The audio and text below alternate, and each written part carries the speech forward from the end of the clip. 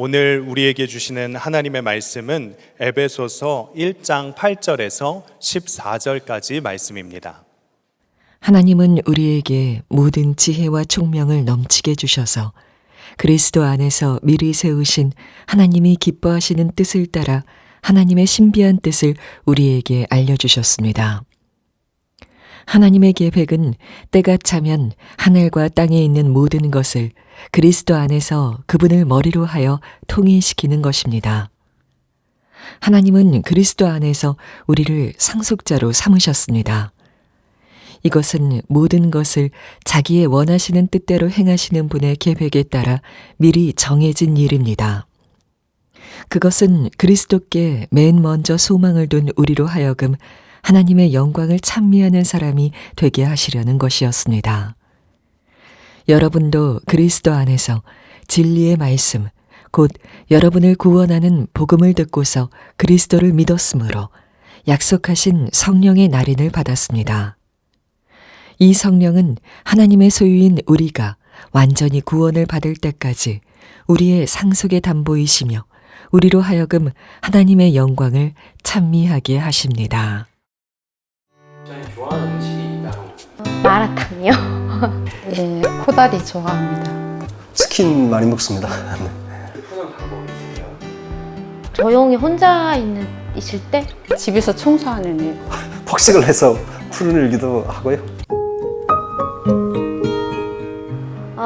저는 북한에서 중학교를 졸업하고 사회생활을 한 1, 2년 정도 했던 것 같아요. 그게 너무 싫은 거예요. 그냥 다 무보수 노동이고 죽더라도 한번 좀 다른 나의 삶을 생각해보자 하는 그런 생각으로 탈북을 했던 것 같아요. 제가 중국에서 이렇게 나와서 한국으로 오는 길 도중에 하나님하고 1대1로 제가 기도를 했죠. 하나님 날 여기서 건져달라고. 제가 북한에서의 삶을 얘기하자면 뭐 턱이 없어서 일단 뭐라고 말 못해요. 모두 전부 다 복관들이 다 비리 복관들이고요. 어떤 개인 집에 쳐들어와서 그냥 뭐 식량을 다 뺏어내가고 이런 일이 비일비재하거든요.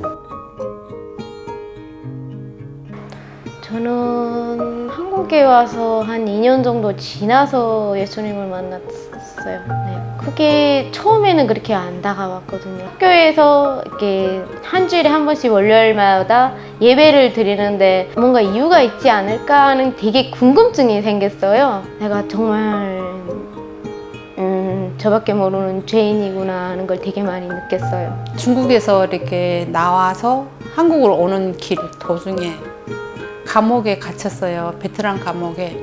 그때 하나님을 만났어요. 그리고 저는 하나님 날 도와줄 분 보내주세요 하고 기도했어요. 진짜 하나님께서 사람을 보내서 역사하시더라고요. 한 20년 이상 정도를 이 한국 콘텐츠를 항상 봐왔거든요. 뭐 라디오도 항상 들었고. 저는 해상 경로를 통한 탈북을 하려고 계획을 잡았거든요. 가면서 저희 가족들 모두를 데리고 함께 움직여야 되는데 혹시라도 누군가가 실종되는 사고가 생길 수도 있고 이러저러한 문제 때문에 걱정이 많더라고요.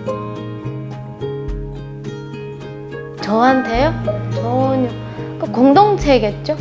예, 북한 선교국에 속해 있어요. 예, 나눔도 있고 되게 많이 다독여 주시고 챙겨 주셔요. 제가 탈북민들 만날 때마다 희열을 느끼는데 그 사람들이 기뻐하는 거, 하나님에 대해서 알게 되는 거, 그에 대한 희열. 일단 제가 교회 나오기 전까지만 해도 뭔가 조금 했거든요. 항상 내가 뭔가를 급급히 신경 쓰고 쫓지 않아도 꽤 살 수 있겠구나, 또 사게끔 해주는구나 라는 그런 믿음이 조금씩 생겼고요. 실질적으로 주위에 이 지인들의 그런 팀워크가 많이 생겨가지고요. 저도 되게 안정적이라고 생각되고 교회 나오는 게 즐겁습니다.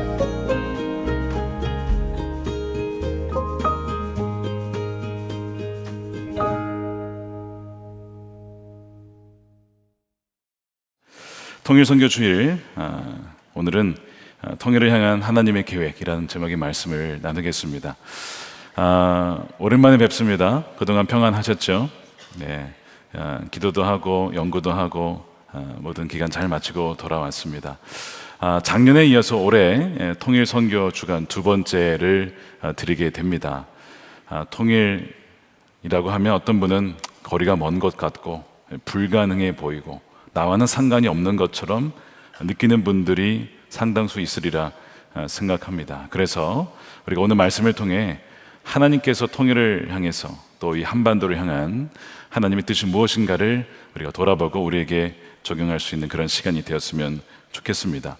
오늘 우리가 읽은 이 에베소서 말씀 중에 10절 말씀이 오늘의 핵심 구절이 되겠는데 함께 다시 읽겠습니다. 시작. 하나님의 계획은 때가 차면 하늘과 땅에 있는 모든 것을 그리스도 안에서 그분을 머리로 하여 통일시키는 것입니다. 여기에서 시작이 하나님의 계획이 있다는 것입니다. 하나님의 플랜이 있다는 것입니다. 이 계획이라고 하는 이 단어의 원어적 의미를 보면 어지러진 집안일을 질서정연하게 관리한다라는 의미가 담겨 있어요. 이 세상이라고 하는 하나님의 집이 어질러져 있는 것이죠. 이 세상의 질서가 어질러져 있고 무질서하게 흩어져 있는 것을 다시 질서정연하게 세운다. 이것이 이제 계획의 의미예요. 우리가 연일 듣는 뉴스의 소식을 보게 되면 나라와 나라 사이의 전쟁, 그리고 벌써 6.25가 끝난 지 정전된 지 벌써 한참이 되었지만 70년이 넘어도 여전히 남북 간의 대치 상황과 미사일을 배치했다, 뭐 어떻게 막냐, 이런 이야기들이 계속 나오고 있습니다. 무너진 세상 질서죠. 왜 이렇게 되었을까? 여러 가지 원인이 있겠지만 성경은 이렇게 얘기를 합니다. 머리 대신 그리스도, 왕이신 그리스도의 통치권을 벗어났기 때문이라고 오늘 말씀은 증거하고 있습니다. 즉 왕이신 하나님, 그분을 떠나서 거짓 왕, 우상을 숭배한 결과가 무질서와 이런 갈등이라고 하는 거예요. 하나님의 계획은 그래서 주님의 주되심과 왕되심을 회복시키는 것입니다. 그래서 10절 말씀에 모든 것을 그리스도 안에서 그분을 머리로 하여 통일을 시킨다라고 말씀하고 있습니다. 이 통일이라고 하는 단어를 읽으면 우리는 본능적으로 남과 북의 통일을 생각을 하지만 사도 바울이 에베소에 편지를 보낼 때에는 한반도의 통일을 염두하고 썼을까요? 아닐까요? 물론 아닙니다. 한반도의 통일을 염두하고 쓴 것은 아니에요. 그래서 우리가 성경을 읽을 때에 우리의 생각과 어떤 사상을 주입시키는 것을 주의해야 합니다. 반대로 성경이 우리의 생각과 선입견을 바꾸고 변화시키고 교정시킬 수 있도록 그렇게 읽어야 되는 것이죠. 그런데 큰 의미에서 보면 전혀 또 틀린 말은 아닙니다. 왜냐하면 오늘 이 통일이라고 하는 이 말은 단지 경제, 정치적 통일을 말하는 것이 아니라 훨씬 더 큰 개념의 통일을 말하고 있어요. 우주 온 만물이 머리 대신 주님 앞에 모이게 될 것이라는 거예요. 지금은 여러 우상들을 섬기고 물질을 섬기고 성공과 성취를 섬기는 우상들이 있지만 결국에는 마지막에는 모든 것이 심판이 되어지고 온 우주 만물이 왕이신 주님께 나온 그 요한계시록의 말씀이죠. 그때가 반드시 오게 된다는 것이고 이것이 하나님의 계획이라고 하는 것입니다. 그렇다면 우리가 생각하는 어떤 정치적 통일은 아니지만 남과 북이 함께 주 되신 하나님을 찬양한다는 것, 그러면 그것은 정말 우리가 기도해야 될 통일인 것이죠. 그러나 지금 북한 땅은 하나님을 알지 못한 채 사람을 인격화하여 숭배하는 그런 땅이 되고 말았습니다. 의도적으로 왕이신 하나님을 거부하고 그런 성경 말씀이나 그런 복음을 전하는 사람들을 감옥에 가두기도 하는 그런 땅이 되고 말았어요. 그래서 그 인간의 우상화에 위협이 되는 요소가 있으면 즉각 제거하려고 하는 것이 지금 북한 정권의 안타까운 모습입니다. 지난 7월 초에 정말 믿겨지지 않는 소식이 들려왔어요. 여러분도 아마 보셨을 텐데 북한 중학생 30여 명이 대북 전단 속에 들어있는 USB 안에 한국 드라마를 봤다는 이유로 공개 처형을 당했다는 거예요. 저는 이 뉴스를 보고도 정말 가짜이기를 바랬습니다. 그런데 2020년에 북한에서 제정한 법 중에 이 반동사상 문화 배격법 제28조에 보니까 이렇게 되어 있더군요. 많은 양의 적대국, 그러니까 미국과 한국을 비롯한 서방 영화나 녹화물이나 이런 미디어를 유포한 경우에 또한 집단적으로 시청하고 열람하도록 조직하거나 조장한 경우에 어떤 벌이 주어지냐면 무기 노동 교화형 아니면 사형에 처한다라는 법이 있습니다. 아마 여기에 근거했는지는 모르겠지만 그래도 중학생인데 공개 처형이라니 이건 정말 믿겨지지 않는 끔찍한 이야기였습니다.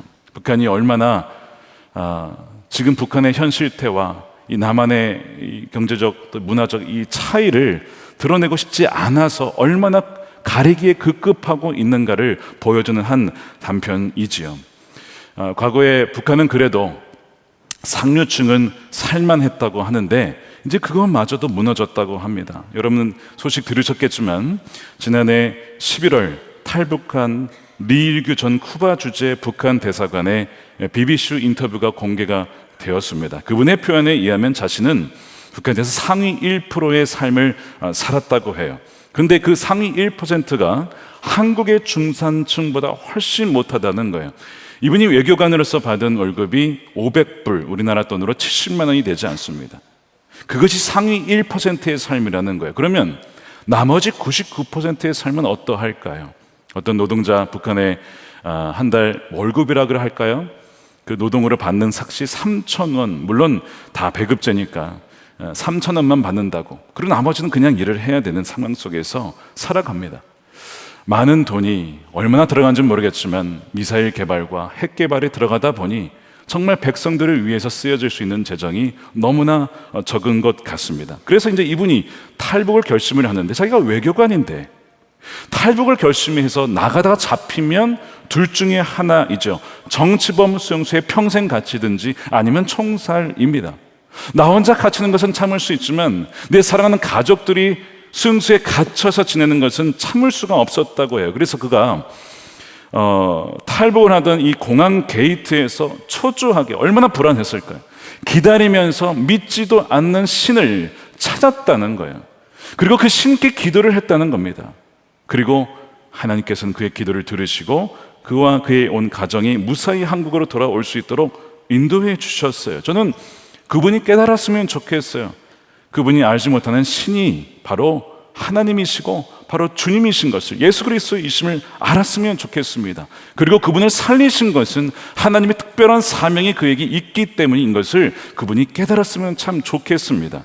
10절에 보면 하나님의 계획은 그리스도 안에서 통일시키는 것이라고 말씀하고 있어요. 여기서 이 통일이라고 하는 단어가 굉장히 독특한 단어예요. 두 가지 의미가 결합되어 있습니다. 하나는 다시, again이라고 하는 단어와 머리됨. 그래서 이 단어는 다른 데서는 주춧돌로 번역이 되기도 하는데 이 두 단어가 결합된 단어가 통일이라고 하는 이 단어입니다. 그래서 거짓 우상을 숭배하던 이들이 유일한 머리 되시는 예수님께로 모여들어서 그분을 경배하게 하는 것, 이것이 통일시키다의 의미예요. 자, 그렇다면 우리가 이 말씀을 가지고 이렇게 기도할 수가 있어요. 주 하나님, 북한의 동포들이 우상 숭배를 버리고 유일한 머리 되시고 주 되신 예수 그리스도 앞에 엎드리게 하소서. 하나님보다 높아져 주님을 대적하는 남과 북의 헛된 우상들이 무너지고 그분을 머리로 하여 주 예수님만 섬기는 이 한반도가 되게 하소서 라고 우리가 말씀을 바탕으로 기도할 수가 있는 것이죠. 그리고 기도해야만 한다는 겁니다. 이 통일시키다라는 단어의 안에 어떤 단어가 또 하나 숨겨져 있다고 했죠? 다시라는 단어입니다. 근데 이 다시라는 단어가 번역이 되어 있진 않아요. 그래서 마틴 로이드 존스라는 목사님이 에베소서 강해를 하면서 이 아나라고 하는 접두사, 이것이 번역이 안 된 것이 너무나 안타깝다, 이런 얘기를 했어요.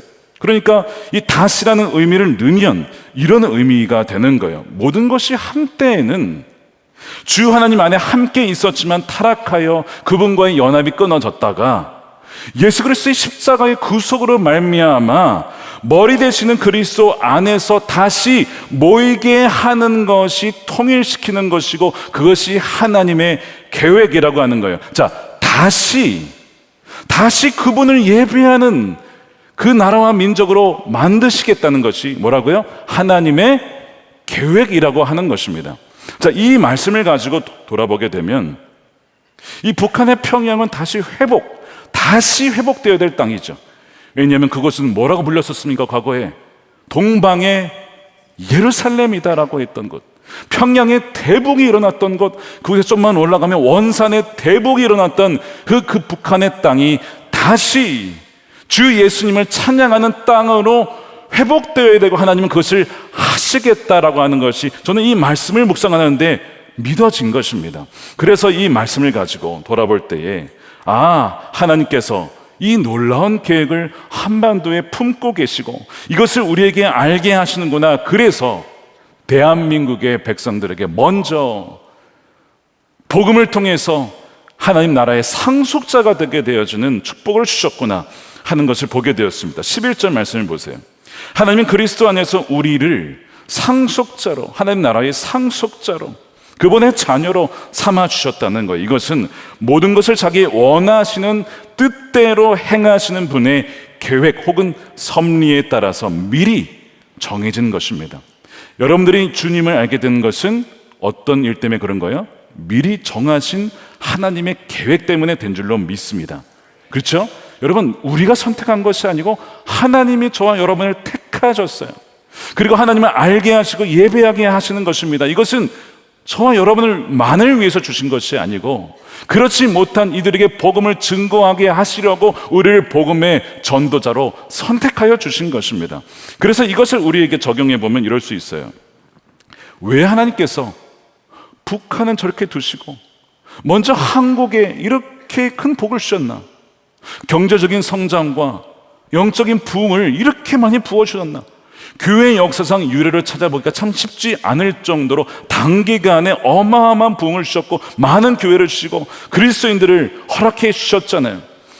그 이유가 무엇일까요? 먼저 우리가 하나님을 찬양함으로, 찬미함으로, 영광을 드림으로 우리 나라가 열방의 제사장적 나라가 되게 하시려고 미리 하나님께서 택하신 것이죠. 그래서 다시 북쪽의 복음을 증거케 하시려고 이 나라를 세워주신 것입니다. 그래서 6.25 전쟁 폐허 완전히 아무것도 없던 그때에 절망치 않고 하나님을 의지하는 우리의 믿음의 선조들, 우리의 아버지, 부모님, 할아버지, 할머니, 선조들이 있었습니다. 그들의 기도를 들으시고 응답하여 주셔서 원조받던 나라에서 유일하게, 세계에서 유일하게 원조를 주는 나라가 되게 하셨어요. 이런 나라가 어디에 있냐고요. 이런 나라가. 이 모든 것이 하나님이 행하셨기 때문에 우리는 마땅히 하나님과 그분의 행하심을 영원토록 찬양을 해야 된다는 거예요. 그것이 12절 말씀입니다. 그것은 그리스도께 맨 먼저 소망을 둔 우리로 하여금 하나님의 영광을 찬미하게 하는 사람. 찬양은 찬양대만 하는 것이 아니고 우리 모두가 하는 것이고 주일에 한 번만 하는 것이 아니고 매일마다 매 순간마다 하나님을 찬양하라는 것입니다. 이것이 하나님의 뜻이에요. 통일보다 더 중요한 것은 하나님을 찬양하는 자, 하나님을 찬양하는 인생이 되는 것입니다. 선교도 왜 선교합니까? 예배가 없기 때문에, 찬양이 없기 때문에 선교함으로써 그들이 함께 하나님을 찬미하도록 하기 위해서 선교를 하는 것이죠. 찬미하는 백성, 찬양하는 백성, 감사하는 백성이 되시기를 주님의 이름으로 축원드립니다. 탈북하신 한 통일민 목회자 분께서 대화를 저와 나누는데 그런 얘기를 하시는 거예요. 자신이 북한에서 살다가 탈북을 하여 남한에서 살다 보니까 여러분 위성사진을 보면 북한은 시커멓고 남한은 빛이 쫙 가득 차 있잖아요. 빛과 어둠의 대비가 극명하잖아요. 그렇죠? 한반도의 사진을 보면 어떻게 이런 차이가 일어나게 된 것일까? 그분이 이런 얘기를 하세요. 대한민국이 이토록 잘 살게 된 것은 단 하나입니다. 하나님만을 믿고 경배했기 때문입니다. 전부는 아니지만 그 믿음의 사람들이 있었기 때문입니다. 그런 얘기를 하세요. 새벽적을 울리면서 6.25 폐허 이후에도 눈물로 기도하며 새벽을 깨우며 그렇게 하나님께 나아갔던 믿음의 조상들이 있었기 때문에 이 대한민국이 살아난 것입니다. 그러면서 왜 북한은 저렇게 되었는가? 분명 한때는 동방의 예루살렘이었지만 이제는 하나님을 버리고 우상을 숭배하는 나라가 되었다는 것이죠. 성경을 밀수한 자들을 잡아다가 감옥에 가두거나 징계하고 심지어는 죽이기도 하는 그런 우상 숭배하는 나라가 되어 하나님의 징계를 받게 되었다라고 하는 그 얘기를 하시면서 이 마지막 부분이 중요해요. 만일 한국도 하나님을 떠나게 되면 북한과 같이 징계를 받을지도 모릅니다. 그런 경고의 말씀이 예언자적 말씀이에요. 우리는 너무 당연해 보이지만, 그리고 우리는 좀 괜찮아 보이지만, 그분의 눈에 보기에 그 북한의 상황과 남한의 상황을 보면서, 아니 왜 대한민국 사람은 그렇게 하나님 향한 간절함이 없지? 이렇게 큰 복을 주셨는데 왜 당연하게 여기지? 그 마음이 그냥 확 느껴지더라는 것이죠. 사랑하는 여러분, 우리 안에 하나님을 향한 절대 신앙을 붙잡게 되어지기를 축복합니다. 간절함을 붙잡고 갈망을 가지고 주님께 나가게 되기를 축복합니다. 결코 우리의 간절함과 갈망이 사라져서는 안 되고, 하나님을 향한, 그리고 우리 이웃을 향한 사랑이 식어져서는 안 돼요. 그런데 성경에 보니까 말세가 되면 사랑이 식어진대요. 첫사랑을 잃어버린 이들이 나타나게 될 거라는 겁니다. 이 경고의 말씀이에요. 여러분 마음을 한번 이렇게 손을 대보세요. 내 마음에 주를 향한 사랑과 이웃을 향한 사랑이 불타오르고 있는지 아니면 식어지고 있는지, 그래서 껍데기만 남아있는 것은 아닌지를 한번 점검해 보세요. 제가 통일 선교 주일을 준비하면서 하나님 왜 통일 이루어주지 않으신가요? 하나님은 전능자시니까 하나님이 하시면 언제든지 통일도 되고, 하나님께서 하시면 언제든지 복음에도 북한에 복음이 들어갈 수도 있을 텐데 왜 하지 않으실까? 그렇게 물을 때 제 마음에 주신 것이 몇 가지가 있었어요. 먼저 대한민국, 특히 한국 교회가 주님의 주되심을 온전히 회복해야 한다라는 말씀을 주셨어요. 이 통일이라는 말이 단지 정치적 통일이 아니라 왕이신 주님께 철저히 무릎 꿇고 순종하는 것을 말하는 것인데, 한국 교회가 그것을 잃어버리고 있다.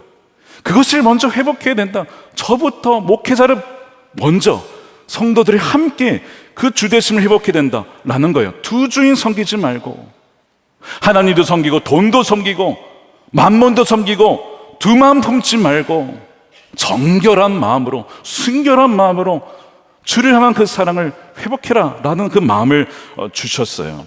북한에만 우상이 있습니까, 여러분? 아닙니다. 어떻게 보면 지금 대한민국 자본주의 사회에 우상이 더 많지 않습니까? 수많은 사람들이 자기 자신이라고 하는 우상, 내 인생의 행복이라고 하는 우상, 돈이라고 하는 우상과 성취와 욕망과 쾌락과 이런 우상들이 얼마나 많은지, 어쩌면 북한과 비교할 수 없이 많은지도 모릅니다. 그 상황 속에서 하나님은 오직 주님만을 섬기는 거룩한 주의 신부들이 나오기를 기다리고 계시는 것입니다. 또 한 가지 받은 마음은 남과 북의 연합과 통일 이전에 대한민국이 하나 되어야 되지 않겠는가, 무엇보다도 한국교회가 하나됨을 지켜야 되지 않는가라는 거예요. 우리가 반성경적인 가치에 대해서 저항하고 성경적인 가정가치가 지금 무너진 시대에 그것을 지키고 싸우는 것은 중요합니다. 그러나 그리스도인들끼리 서로 싸우는 것은 마귀가 원하는 거예요. 그런데 얼마나 부부가, 또한 부모와 자녀 사이에, 가정이, 교회 안에서 갈등과 싸움이 있습니까? 그러니까 이것을 우리가 하나됨을 힘써 지키는 것이 우선적으로 될 때에 남과 북도 하나가 되지 않겠습니까? 주님께서는 그것을 기다리고 계시구나 하는 것을 마음에 느끼게 되었어요. 우리가 회개할 때에 주님, 우리가 두 마음을 품었습니다. 하나님도 사랑하고 만몬도 사랑하고 품었던 것을 회개하며, 우리가 서로 사랑하지 못하고 미워했던 것을 회개하고, 우리의 마음에 사랑이 식어졌던 것을 회개하오니 주여 우리를 회복시켜 주옵소서 라고 기도할 때에 부흥의, 갱신의 새로운 역사가 저와 여러분들에게 일어나게 될 줄로 믿습니다. 주님께서 오늘 말씀해 보니까요, 통일을 못 하시는 것이 아니라 때가 차기까지 기다린다는 것을 알게 되었습니다. 자, 오늘 10절 말씀 보시면 하나님의 계획은 때가 차면, 때가 있어요. 이 때라고 하는 것이 여러분 잘 아시는 말씀이에요. 카이로스라고 하는 하나님이 정하신 시간이라는 단어를 썼어요. 그냥 흘러가는 시간이 아닙니다. 정해진 시간이 있다는 거예요. 근데 그때가 아직 되지 않았다는 거예요. 기도의 분량이 차지 않았다는 것이고, 주의 주되심이 회복되지 않았다는 것이고, 우리가 하나 되지 못하고 사랑이 식었다는 것, 그러하여서 우리가 회개하고 나아갈 때에 그것이 하나하나 회복되어질 때 때가 차면 온 우주 만물이 주 예수 그리스도께 나오는 그날이 도래하게 된다는 것을 말씀하고 있습니다. 그러니까 여러분, 이 약속의 말씀은 반드시 된다는 얘기예요. 그러면 우리가 그것이 된다는 것을 믿고 오늘 내가 해야 될 것이 무엇이냐? 마치 일제 강점기 때 해방이 될까? 안 될 거야. 그냥 일제에게 굽신거리며 사는 것이 나을 거야 라는 사람들이 있었지만 그날은 반드시 온다. 그러니까 내가 오늘 어떻게 살아야 하는가, 이렇게 생각한 사람은 삶이 달랐던 것처럼 반드시 그날이 온다고 한다면 나는 오늘 어떻게 살아야 할까? 저는 오늘 이 하나님의 계획, 통일을 향한 하나님의 계획에 동참하기 위한 3가지 계획, 실천사항을 말씀을 드리겠습니다. 어렵지 않아요. 믿으라, 기도하라, 사랑으로 섬기라. 그래서 영어로 합쳐서 앞자만 따면 BPS입니다. 이런 BTS가 아니고 BPS입니다. 자, 첫 번째는요, 그리스도 안에서 이미 통일이 되었음을 믿으라는 거예요. 믿으라. 자, 이 말씀이, 여러분, 하나님 말씀은요, 과거, 현재, 미래가 없잖아요. 우리에게는 이것이 미래일이지만 주님께는 미래라는 개념이 없잖아요. 아, 그러면 이것은 이미 되어진 것이라고 믿어야 되는구나. 이것이 시작이라고 하는 것입니다. 하나님 나라가 이미 임하고 아직 완전히 임한 것은 아니지만 이미 임했음을 믿으라고 하는 것처럼 이 주 예수 그리스도를 통하여서 하나 되게 하는 것은 이미 우리 가운데 시작되었음을 믿을 때에 이것이 시작이 된다는 것을 오늘 말씀은 전해주고 있는 거예요. 그러니까 통일, 복음화 이런 거 얘기하지 마세요가 아니라 우리 안에 너무나 많은 의심이 있었구나, 너무나 많은 외면이 있었구나, 오늘부터 이 말씀이 이 한반도 땅에 이미 이루어졌음을 믿는 그런 자가 되시기를 축복합니다. 이게 첫 번째고요. 두 번째는 기도하는 것입니다. 통일이 실제가 되기까지 기도의 분량을 채우는 것입니다. 프레이입니다. 사도 바울이 우리가 오늘 읽진 않았지만 오늘 말씀한 이후에 이 말씀 하나님의 계획을 들려주고 이로 끝난 게 아니에요. 에베소 성도들을 위해서 사도 바울이 기도를 하고 기도의 분량을 채워 나가는 것을 15절에서 23절까지 볼 수가 있어요. 간절하게 기도합니다. 눈물로 기도해요. 무슨 기도를 하느냐? 하나님, 저들에게 지혜와 계시의 영을 부어주십시오. 저들에게 마음의 눈을 밝히 열어주셔서 하늘의 위협이 얼마나 풍성한지, 하나님의 그 계획이 얼마나 놀라운지를 알게 해주셔서 그것을 바라보며 오늘을 살아갈 수 있도록 저희 눈을 열어주십시오. 이렇게 기도를 하고 있어요. 우리는 마찬가지로 그렇게 기도해야 됩니다.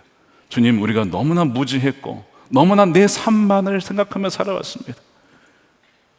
복음화거든 통일이든 뭐든 관심이 없이 그냥 내 문제 해결하느라 급급하며 살았는데 이제는 저의 눈을 열어주시고 우리의 성도들의 눈을 열어주셔서 그 나라의 영광을 보고 오늘을 살아갈 수 있도록 그렇게 우리가 기도해야 된다는 거예요. 그렇게 우리가 종교인이 매일 주님께서 말씀하신 것처럼 한시라도 깨어서 나와 함께 기도할 수 없느냐? 1시간씩 기도한다면 어떤 일이 벌어질까요? 이 하나님의 계획이 속히 때가 차서 이루어지게 될 줄로 믿습니다. 새벽이 안 되시는 분들은 점심에 아니면 저녁에 성전 기도를 통해서 매일 아침 기도를 통해서 여러분 기도할 수 있는 방법은 너무나 많아요. 사실 이제는 어느 곳에 있든지 기도할 수 있잖아요. 어느 곳에 있든지 예배할 수 있잖아요. 그러니까 그 기도의 분량을 채우라는 거예요. 에스겔 36장 36절에 보면 왜 기도를 해야 되는지 말씀하고 있어요. 이렇게 되어 있습니다. 너희 사방에 남은 이방 사람이 나 여호와가 무너진 곳을 건축하며 황폐한 자리에 심은 줄을 알리라. 나 여호와가 말하였으니 이르려 회복시키겠다는 것인데 그래도 이스라엘 족속이 이같이 자기들에게 이루어지기를 내게 구하여야 하리라. 기도해야 하리라. 그러면 내가 그 기도에 응답하여 이룰 것이다. 회복시킬 것이다 라고 말씀하잖아요. 그러니까 우리의 기도가 필요한 거예요.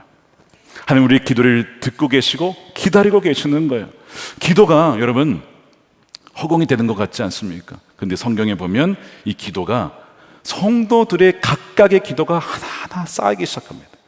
그 이미지가 어디 나와요? 요한계시록 8장에 나오잖아요. 금향로에 성도들의 기도가 쌓여가는 모습이 나와요. 8장 3절에 또 다른 천사가 와서 금향로를 들고 제단에 섰습니다. 그는 모든 성도의 기도가 거기 모여 있어요. 여러분들의 기도는 얼마나 모여 있습니까? 지금 그 금향로에 가보면 아무개 성도의 집사의 기도는 이만큼은 있던데 그렇게 말씀하시면 너무나 안타깝지 않을까요? 성도들의 기도가 쌓여 있다고. 향의 연기가 성도들의 기도와 함께 천사의 손으로부터 하나님께 올라가요. 그리고 그 뒤에 천사가 향로를 가져다 거기에 제단불을 부어 땅에 던지니 이 땅의 그 기도가 놀라운 역사를 일으킨다는 거예요. 여러분, 이래도 기도를 쉬시겠습니까? 기도를 멈추시겠습니까? 우리의 기도가 모여야 된다는 것입니다. 여러분, 부르신 곳에서 기도로 동참하여 하나님의 계획을 이루는 여러분 되시기를 축복합니다. 세 번째는 통일민들을 사랑으로 섬기는 것입니다. 우리 교회는 탈북민들을 통일민, 이미 통일이 된 것이라고 믿고 그렇게 불러요. 하늘금학교 학생들뿐만 아니라 이미 우리 교회에 와 계십니다. 먼저 하나님 우리에게 보내주신 통일이에요. 우리에게 맡겨주신 귀한 가족이고 또한 이웃입니다. 근데 사실 많은 분들이요, 북한과 통일을 말하면 좀 부담스러워 하신 경우가 있습니다. 내 삶에 여러 가지 문제가 많은데 남의 형편을 돌아볼 여력이 없다는 것이죠. 충분히 이해합니다. 굉장히 자연스러운 거예요. 사람은 먼저 자신을 생각하기 마련입니다. 그런데 여러분, 우리가 사무엘상 시리즈의 타이틀처럼 하나님 마음에 맞는 사람의 특징이 무엇이냐면 본성을 거스르는 자입니다. 나는 이게 너무 자연스러워요. 나만을 위해 살아가는 게. 근데 하나님의 마음은 여기 있으면 그것을 거스르고 자기를 부인하고 십자가를 지고 따라한 사람이 하나님 마음에 맞는 사람이에요. 먼저 그의 나라를 구하는 거예요. 그의 의를 구하는 거예요. 많은 사람들은 다 넓은 문으로 간다고 했어요. 그게 쉽고 편한 길입니다. 본성을 따라가는 길은 자연스럽게 가는 거예요. 대부분이 그렇게 간다고 했어요. 근데 자기를 부인하고 끝까지 좁은 문으로 들어가려고 힘쓰는 자들이 있는데 적다고 했어요. 오늘 우리는 어디로 가고 있을까요? 세상 사람들이 다 가는 넓은 문, 그냥 나의 인생만을 위해 살아가는 그 인생으로 가고 있지는 않습니까? 그래서 성령께서는요, 육신의 소욕을 거스르게 하여서 아니야, 거기가 아니야, 하나님의 마음은 여기에 있잖아, 우리를 인도하고 끌고 가시고 계속해서 하나님의 역사를 사모하게 하고 찬양하게 하는 분이 성령님이십니다. 그래서 오늘 본문에 이런 얘기가 나와요. 14절에 이 성령은 하나님의 소유인 우리가 완전히 구원받을 때까지 우리의 상속의 담보, 그러니까 얘는 하나님의 거야 라는 그 담보물이 바로 성령님이라는 거예요. 성령이 계신 자는 하나님의 거예요. 그러면 하나님의 뜻대로 살아가는 자들이잖아요. 그렇게 살아갈 수 있도록 인도해 주신 분이 성령님입니다. 그래서 우리로 하여금 완전히 구원받을 때까지 하나님의 영광을 찬미하도록 하십니다. 우리의 힘으로는 하나님 찬양할 수 없고 감사할 수 없어요. 우리는 굉장히 이기적인 존재입니다. 하나님이 다 해주셔도요, 내가 한 줄로 하나님의 그 영광을 가로채는 자들이 우리 자신이에요. 저도 얼마나 그런 적이 많은지 몰라요. 이게 육신의 본성이거든요. 근데 성령은 뭐라고 하시죠? 다 하나님 행하신 거야. 다 하나님이 주신 거야. 이 길이 아니야. 좁은 길이야. 본성을 거스르는 길이야. 그 길로 인도해 주시는 거예요. 예수님께서 선한 사마리아인 비유를 하시면서 강도 만나 죽어가는 이들에 대한 얘기를 하셨어요. 제사장과 레위인은 받는데도 지나칩니다. 자기 일이 바쁘다 이거예요. 그럴 수 있죠. 근데 위험을 무릅쓰고 손해를 감수하며 강도 만난 사람을 도왔던 사람이 있어요. 사마리아 사람이었습니다. 본성을 거스르는 일이에요. 근데 그 말씀을 가만히 읽어보면 그 마음 안에 긍휼이 일었대요. compassion. 긍휼히 여기는 마음이 누가 준 거예요? 성령님이 주신 겁니다. 사람으로서는 그렇게 할 수가 없어요. 그래서 긍휼의 마음이 들어서 그 사람을 거두어서 상처를 씻어주고 자신의 재산을 털어서 돌봐줄 수 있도록 했다는 거예요. 그러면서 처음에 질문은 이걸로 시작했죠. 나의 이웃이 누굽니까? 라고 물어봤는데 주님은 나중에 다시 물어봅니다. 누가 저 강도 만난 자의 이웃이 되어주었느냐? 자비를 베푼 사람입니다. 그래? 그럼 너도 그의 이웃이 되어줘라. 그의 이웃이 누가 나의 이웃이면 우리 중심으로 생각해요. 내가 도와줄 사람이 누굽니까? 내 중심으로 생각하자면 주님은 질문을 바꾸신 거예요. 그 사람 중심으로 그에게 너가 이웃이 되어 주어라. 본성을 거스르고 성령이 계시다면 그 음성이 반드시 들릴 겁니다. 너도 이와 같이 하라. 우리 주위에 누가 강도 만난 사람입니까? 많이 있어요. 어려운 분들 참 많습니다. 한국에도 참 많아요. 성도님 중에도 참 많이 계시고요. 근데 여러분, 북한에 계신 분들은 국가적으로 강도를 만난 분들이에요. 사선을 뚫고 왔어요. 아까 인터뷰에서 나오신 거죠. 해상을 통해서 오시기도 하고 중국을 넘어서 오시기도 하고 죽을 고비를 수차례 넘기면서 왔어요. 근데 와보니까 문화가 너무 달라요. 대화가 안 돼요. 공감이 안 돼요. 직장 잡기도 어려워요. 정착하기 어렵습니다. 가족을 두고 오신 분도 있어요. 외로워요. 강도 만난 이웃들이죠. 지난 7월 14일에 북한 이탄 주민의 날이라고 해서 나라에서 정했어요. 그래서 저희 교회도 통일민들과의 간담회 시간을 가졌습니다. 그때 그분들의 어려움이 무엇인지를 들었어요. 그분들의 간절한 소망이 무엇인지를 들었어요. 어떤 분은 그러세요. 가족이 없으니까 외롭다는 거예요. 그래서 자신의 이야기를 들어줄 분이 필요해요. 그냥 함께 울어주고 웃어주는 그런 사람이 필요하다는 거예요. 그럼 이게 어려운 겁니까? 돈이 드는 겁니까? 어떤 분은요, 설날 추석이 되면 그렇게 외롭대요. 마찬가지예요. 명절이라고 다 가는데 찾아갈 데가 없어요. 북한으로 갈 수가 없으니까. 명절 때 우리가 함께 명절을 보낼 수 있는 그런 뭔가 있으면 좋겠습니다. 물론 개별적으로 이렇게 초청해서 하신 분들이 계셔요. 우리 성도님 중에 너무 귀한 분들이에요. 어떤 분은요, 이런 얘기를 하세요. 교회에서 지금 자라고 있는 통일민들의 자녀들이 어립니다. 초등학생들이 많은데 꿈나무들을 위한 장학금이 있으면 좋겠대요. 왜 그런가 봤더니 한부모, 엄마가 혼자 아이들을 키우는 경우가 있어요. 한부모로서 외벌이하며 자녀들을 키우려니 경제적으로 너무나 힘드니 저보다는 우리 아이들을 위해서 장학금을 혹시 마련해 줄 수 있나요? 제가 그 이야기를 들으면서 너무나 죄송했습니다. 우리 교회에서 이렇게 나름대로 도와드린다고 하지만 부족한 부분도 많았고 제가 개인적으로 도운 것이 있었는가? 그 부분이 없더라고요. 돕기 이전에 이분들의 고민과 아픔이 무엇인지를 이제야 알았다는 게 너무 부끄러웠어요. 내가 담임자 맞나? 자격이 있나? 하나님 내게 보내주신 양떼를 돌보지 못했다는 그 자괴감이 들었어요. 제가 죄송하다고 그랬어요. 죄송합니다.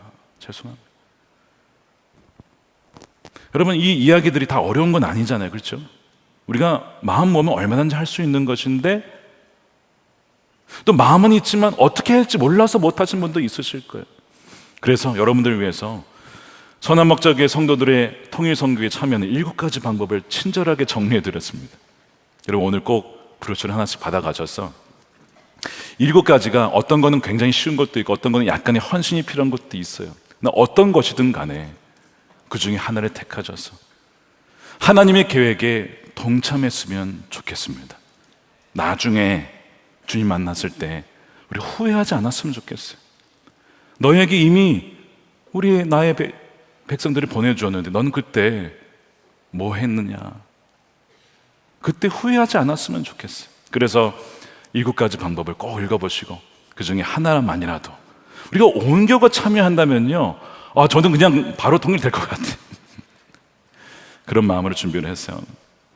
그 중에 하나가 무엇이냐면 통일민들 교회에 같이 방문하고 예배하는 일입니다. 어제 이제 토요일 날 우리 4개 교회를 선정해서 우리 신청하신 분들이 한 80여 분 좀 안 되는 분들이 가서 4개 교회 흩어져서 예배를 드렸어요. 저도 가서 예배 드리란 마음을 주셔서 노원구에 있는 새소망교회에 가서 예배를 드렸습니다. 김현정 전사님이 담임이신데 참 너무나 귀한 분이세요. 함께 예배하는 가운데 자신의 간증을 해주셔서 그 부분을 잠깐 나누고 마치도록 하겠습니다. 이분이 19세가 되던 1997년에 탈북을 하셔서 2003년에 대한민국으로 오셨어요. 97년은 가장 어려웠던 시기라고 해요. 94년부터 고난의 행군이 시작되어서 300만 명이 죽었던, 길거리에 그렇게 죽어있던 분들이 많았다고 합니다. 그러니까 생지옥이었다고 해요.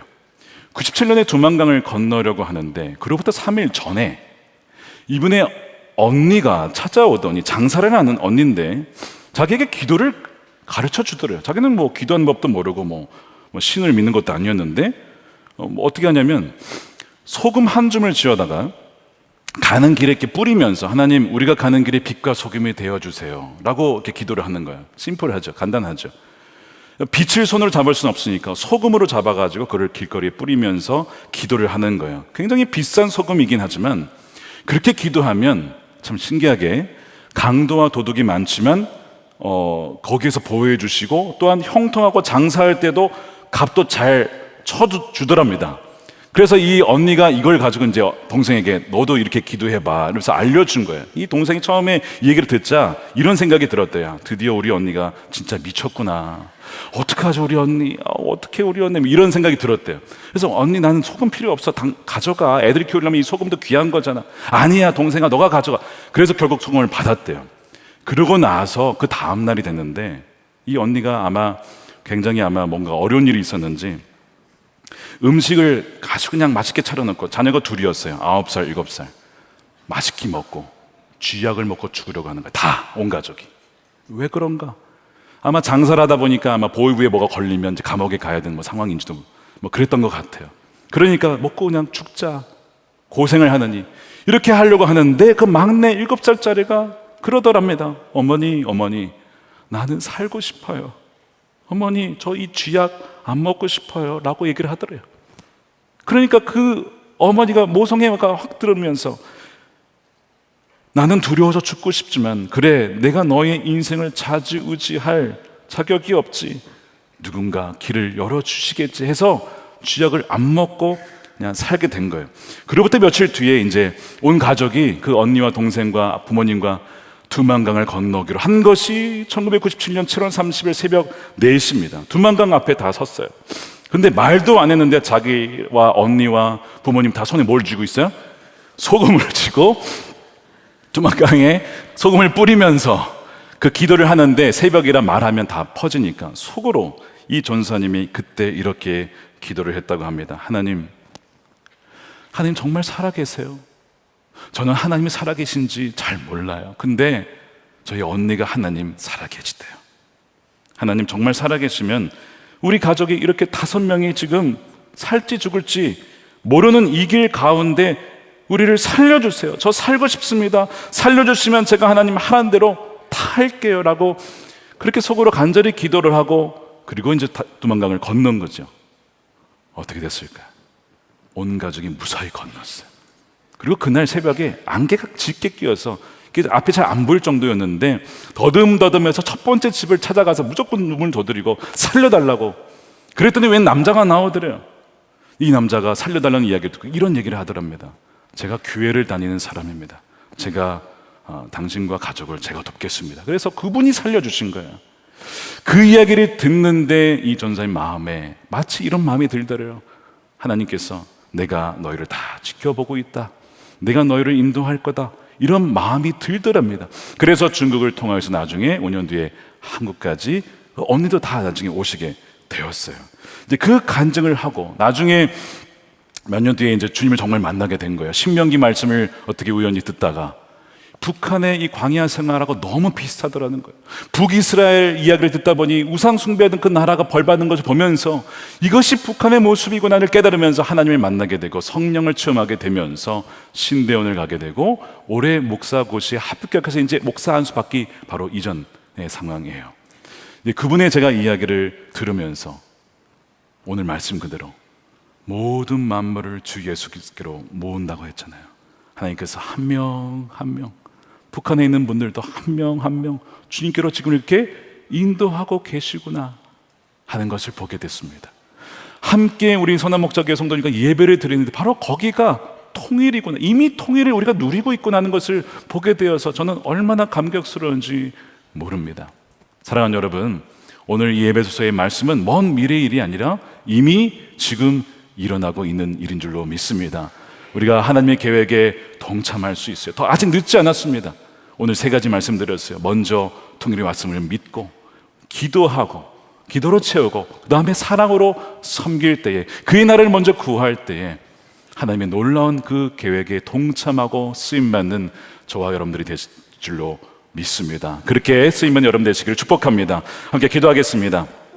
이 시간 기도할 때에 우리 가슴에 손을 얹고 기도할 때 여러분 오늘 주님께서 여러분들을 초청하시는 거예요. 여러분들 중에 오늘 말씀을 들으면서 하나님의 계획에 부족하지만 나도 동참하고 싶습니다. 나도 함께 하고 싶습니다. 그렇게 마음에 소원이 되신 분들은 죄송하지만 괜찮으시다면 자리에서 일어나서 기도하겠습니다. 여러분 자신을 드리는 거예요.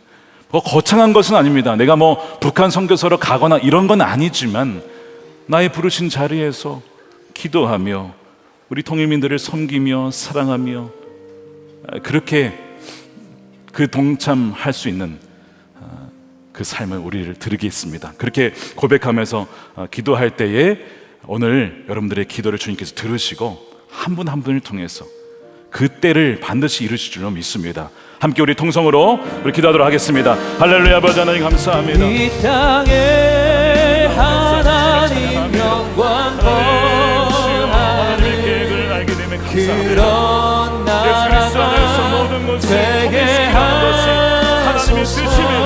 열방에 하나님 영광 비추는 그런 나라가 되게 하소서.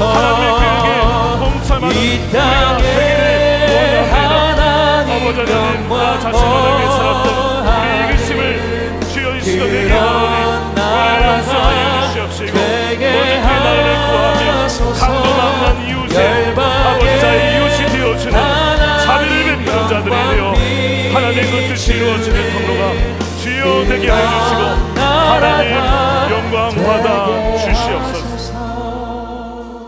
아버지 하나님 감사드립니다. 이렇게 이기적인 우리의 모습에도 불구하고 이렇게 연약한 모습에도 불구하고 우리를 버리지 아니하시고 끝까지 성령을 주셔서 하나님 자녀 삼아주시고 완전한 구원의 날까지 우리를 지켜보호해 주신다고 하신 그 은혜에 감사를 드립니다. 하나님의 계획을 알지 못했습니다. 너무나 나의 인생만을 위해 살아왔습니다. 오늘 말씀을 통해서 하늘과 땅의 모든 것들이 예수 그리스도 안에 그의 머리로 중심으로 통일시키려는 것이 하나님의 뜻이라고 하였사오니 하나님이 그 뜻이 하늘에서 이루어진 것처럼 이 땅에서도 이루어지게 하여 주시옵소서. 그 하나님의 계획과 그 뜻에 동참하는 하나님의 신실한 군대가 일어나게 하여 주시옵소서. 아버지 하나님, 그 나라를 먼저 신뢰하며 믿으며 그 약속이 이루어질 것을 믿고 기도로 채워나간 자가 되게 하여 주시고, 아버지 하나님, 우리에게 보내주신 귀한 사랑하는 자들을 사랑하며 섬길 수 있는 하나님의 백성들이 되게 하여 주시옵소서. 그리하여 이 땅에서 먼저 그 나라가 이미 이루어졌으면 우리가 믿고 대한민국이, 아니 한반도가 하나님만을 경배하는 그 나라가 될 수 있도록 하나님 역사해 주시고 저들의 헌신과 순종에 응답하여 주시옵소서. 아버지, 온전한 11조를 올려드리며 또 성경금 구제헌금으로 주님께 드립니다. 또한 기쁘신 뜻을 위하여 우리의 삶을 드리오니 마음껏 사용하여 주시고 하나님 홀로 영광 받아 주시옵소서. 어느 누구도 외로운 자 없게 하여 주시고 사랑으로 섬기며 찾아가며 함께 울며 함께 웃는 기쁨과 사랑의 공동체가 되게 하여 주시옵소서. 이 나라가 하나님을 경외하는 나라가 되게 하여 주시고 남과 북이 속히 복음으로 통일되며 북한의 억눌려 있는 자들을 풀어주시되 김종국 목사님, 김국기 목사님, 최충길 선교사님과 장문석 집사님 비롯한 주의 사랑하는 백성들을 속히 해방시켜 주시옵소서. 평양에서 함께 예배하는 그날이 속히 오게 하여 주시옵소서. 아버지 하나님, 땅끝까지 복음을 증거하는 선교사님들을 기억하여 주시고 우리도 함께 보내는 선교사로, 기도하는 선교사로 동역하여서 주의 오실 길을 예비하여 주님이 다시 오시는 그날 착하고 충성된 종이라고 칭찬받는 우리 모든 선한 목적의 성도들이 되게 하여 주시옵소서. 감사하며 우리 구주 예수님의 이름으로 기도드립니다. 아멘. 우리 봉헌 드리며 우리 찬양하겠습니다. 다 같이 일어나서 찬양하겠습니다. 이 땅의 돈과 이 땅의 돈과 남과 북 가득한 죄악 용서하소서. 모든 우상들은 무너지고 모든 우상들은 무너 주님만 높이는 나라 되게 하소서. 주님만 높이는 나라 되게 하소서. 이 땅에 지친 모든 영혼, 이 땅에 지친 모든 주 영혼, 예수 사랑을 알게 하소서. 주 예수 사랑 알게 하소서. 저들의 아픔과 눈물을 씻는 주님, 저들의 아픔과 눈물, 주님의 보혈이 이 땅을 치유하소서. 보혈이 땅 치유하소서. 성령의 새바람, 성령의 새바람 그 손들고 찬양합니다. 이 땅에 불어오소서. 이 땅에 불어오소서. 주의 영 그 생기로 주의 영 그 생기로 우리를 다시 살려주소서. 우리를 다시 살리사 이 땅에 하나님 영광 거하는 그런 나라가 되게 하소서. 열방에 하나님 영광 비추는 그런 나라가 되게 하소서. 한라에서 백두까지, 백두에서 땅끝까지 백두에서 땅의 끝까지 주님 오실 길을 예비하며 주님 오실 길을 예비 주님만 섬기는 나라 되게 하소서. 주님만 섬기는 나라 되게 하소서. 이 땅에 주님 교회 위에 이 땅에 주님 교회 위에 하늘의 생기를 부어주소서. 하늘의 생기 부어주소서. 열방을 치유하는 주 주님의 군대를 일으켜주소서. 군대를 일으켜 주소서. 아멘. 성령의 새바람, 성령의 새바람 이 땅에 불어오소서.